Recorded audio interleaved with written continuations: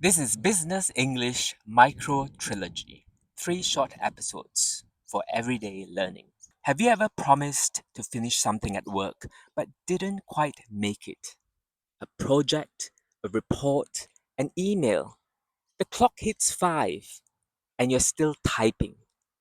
That's our story today. One small missed deadline told in 3 ways: past, present, and future, to show how English tenses change tone in business.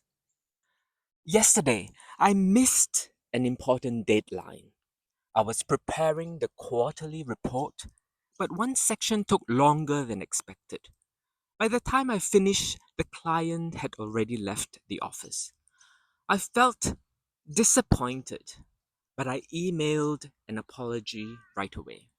I explained what happened, and I promised to send the final version first thing this morning. It wasn't perfect, but I learned from it. It's 8 a.m. I am finishing the last section of the report.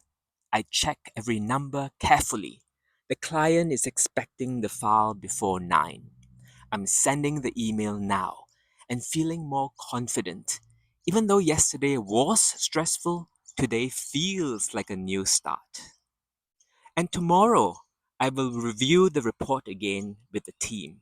We will discuss what went wrong and how to avoid it next time. I will create a checklist for each step. I will send early drafts to the client. We will finish early and we will celebrate that small success. So, past uses yesterday, present uses now, and future uses tomorrow. So these small words tell your listener exactly your actions and what's happening. It's essential in business updates, and in meetings. So past verbs sound complete. Missed, finished, learned. Present verbs feel active. I'm checking. I'm sending. And future verbs sound confident. I will review. I will create. I will finish. Grammar quietly changes your message from apology, action, to plan. When you talk about a mistake, you use the past. I missed the deadline yesterday. When giving an update, use the present. I'm finalizing the report now.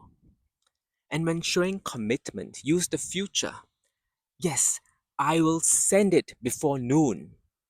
That's how English communicates honesty, control, and progress. Say these with me.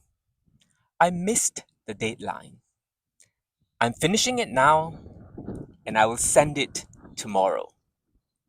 Hear how the story moves forward from problem to solution. So, next time you talk about work, don't just focus on the mistake, focus on time. The right tense helps people trust your message. Replay this short lesson, it has a lot in it. Shadow the rhythm. Practice your own work sentences in the past, present, and the future. That's how business English becomes clear, calm, and confident.